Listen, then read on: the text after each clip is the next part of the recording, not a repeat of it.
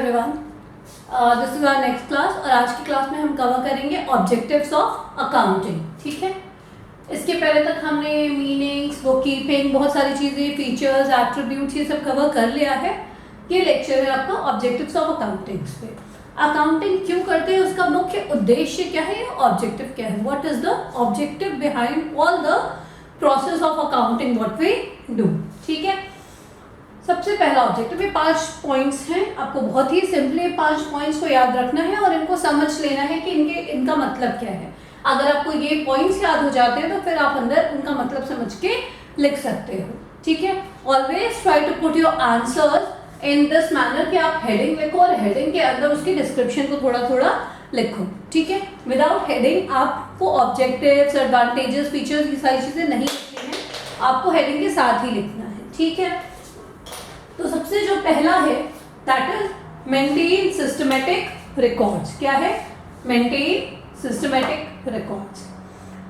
क्यों करते हैं अकाउंटिंग? सबसे पहला उद्देश्य तो भाई यही है कि एक बिजनेस चल रहा है, एक अच्छा खासा बिजनेस चल रहा है, लेकिन हमें अगर कुछ पता नहीं है कि भाई क्या ट्रांजैक्शन हो रहे हैं, क्या आ रहा है, क्या जा रहा है, हम किस चीज़ में पैसा लगा रहे हैं, हमारा पैसा बच भी रहा है या नहीं बच रहा है, तो कोई फायदा नहीं है उस बिजनेस का। तो हमें क्या करना है, हमें सिस्टमेटिक रिकॉर्ड्स बनाने हैं सबसे पहले। तो भाई कि क्या क्या ट्रांजैक्शन हो रहा है वो चीज़ हमें एक जगह पर मेंशन करना है। तो हमारे पास एक सिस्टमेटिक वे में क्या खर्चा हो रहा है, क्या हमने कहाँ से माल मंगाया है, कहाँ क्या खर्चा किया है, वो सारी चीज़ें हम मेंटेन करें। तो सबसे पहला ऑब्जेक्टिव क्या हो गया, maintain systematic record. Record maintain करना है लेकिन सिस्टमेटिक वे में मेंटेन करना है। ठीक है, दैट इज वेरी इंपॉर्टेंट। अगर आप सिस्टमेटिक वे में मेंटेन नहीं करोगे तो फिर आगे चल के आपको उस प्रॉफिट और लॉस को एनालाइज करने में बहुत दिक्कत आएगी। तो इसलिए हमें सिस्टमेटिक वे में रिकॉर्ड्स को मेंटेन करना है। तो ये आपका हेडिंग होना चाहिए आंसर में। अगर ऑब्जेक्टिव्स ऑफ अकाउंटिंग आता है तो हेडिंग होना चाहिए मेंटेन सिस्टमेटिक रिकॉर्ड्स, और इसके अंदर आप लिखोगे it is very important for any business to maintain their transactions और and it should be in the systematic manner. ये सारी चीजें आप इसके अंदर लिखोगे जो कि आपकी बुक में ऑलरेडी गिवन है, but main most important thing is that you should remember all these points. Fine. Second is ascertaining profit और लॉस। अब भाई रिकॉर्ड्स तो मेंटेन हो गए, लेकिन क्या खाली हमने लिख लिया उतने से काम बन जाएगा? क्या उतने से काम नहीं बनेगा। हमें आगे चल के किसी को भी ये पता करना होता है कि उसकी बिजनेस में उसने जो पैसा लगाया है तो उसको कुछ प्रॉफिट मिल रहा है या नहीं मिल रहा है, या वो लॉस में जा रहा है, या वो ज़्यादा खर्चा कर रहा है और इनकम कम आ रही है। ये सब हमको क्यों पता करना है? हमें प्रॉफिट और लॉस जानना है कि हमने क्या इन्वेस्ट किया है, आरओआई कितनी आ रही है।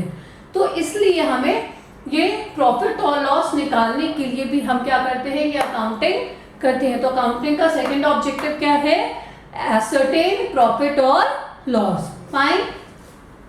Third is ascertaining financial position. ठीक, अब प्रॉफिट और लॉस तो निकाल लिया, लेकिन क्या प्रॉफिट और लॉस से काम चल जाएगा? सिर्फ प्रॉफिट और लॉस काफी है कि भाई हमें 1 लाख रुपए का नुकसान हो गया, काफी है? क्या 1 लाख रुपए का फायदा हो गया, काफी है? नहीं काफी है। हमें आगे फाइनेंशियल पोजीशन भी जाननी है। अब ये क्या होता है भाई फाइनेंशियल पोजीशन? प्रॉफिट और लॉस तक तो ठीक है, लेकिन आगे आपके एसेट्स की स्थिति क्या है, आपकी लायबिलिटीज की स्थिति क्या है, आपका कैपिटल अब कितना बढ़ा कितना घटा, उसमें प्रॉफिट जोड़कर क्या हुआ, ड्राइंग्स कितनी हुई, उसके लिए आप एक फाइनेंशियल स्टेटमेंट बनाते हो। उस फाइनेंशियल स्टेटमेंट को, जो फाइनेंशियल पोजीशन के लिए हम क्या बनाते हैं, फाइनेंशियल स्टेटमेंट बनाते हैं। और इस फाइनेंशियल स्टेटमेंट को क्या बोलते हैं हम अकाउंट्स के लैंग्वेज में? इस फाइनेंशियल स्टेटमेंट को बोला जाता है बैलेंस शीट। ये बैलेंस शीट आपको बताता है कि आपका एसेट्स, आपकी लायबिलिटीज, क्या क्या क्या चीजें बढ़ी हैं, एसेट्स बढ़ा है या घटा है, लायबिलिटीज बढ़ी है या घटी है, ये सब कुछ आपको ये फाइनेंशियल स्टेटमेंट बताएगा। और इस फाइनेंशियल स्टेटमेंट को बनाने से हमें पूरी फाइनेंशियल पोजीशन पता चलेगी। तो third objective of accounting is to ascertain financial position of the business. क्योंकि बिजनेस में अगर आपको एसेट्स और लायबिलिटीज की स्थिति का पता नहीं है तो सिर्फ प्रॉफिट और लॉस से काम नहीं चलेगा। आपको पता करना पड़ेगा कि आपकी लायबिलिटीज कितनी है, कितनी पहले थी, आप कितनी बढ़ गई है या घट गई है, आपके एसेट्स कितने थे, कितने डेप्रिशिएट हुए हैं। तो ये सारी चीजों के लिए हमें ये फाइनेंशियल पोजीशन का पता करना ही पड़ेगा। ठीक, तो अभी तक हमने 3 ऑब्जेक्टिव्स कवर किए। सबसे पहला क्या था, सिस्टमेटिक रिकॉर्ड बनाना है। दूसरा क्या था, प्रॉफिट और लॉस को पता करना है। तीसरा क्या था, फाइनेंशियल पोजीशन को पता करना है। ठीक है। Fourth objective, what is the fourth objective, assisting management.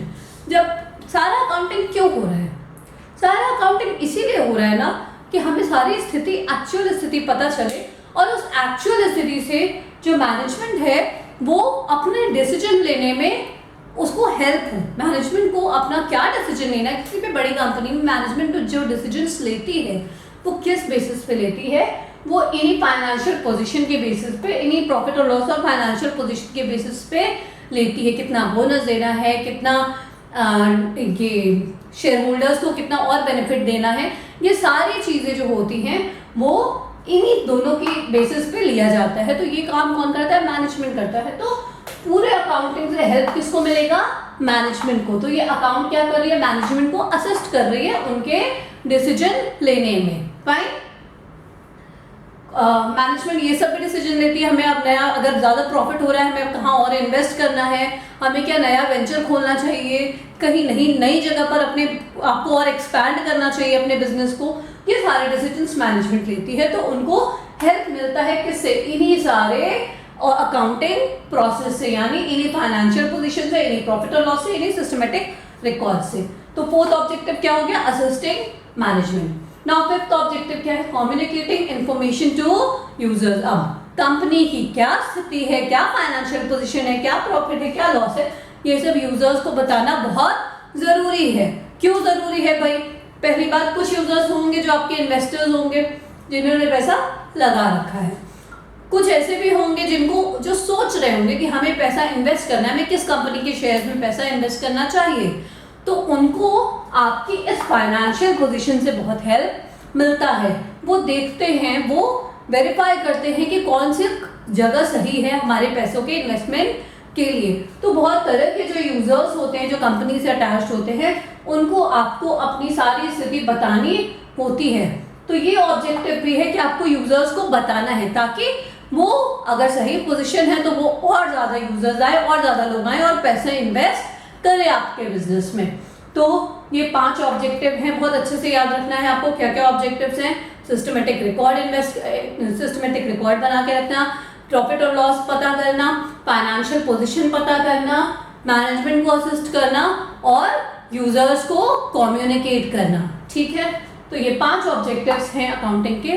Please remember this. Thank you.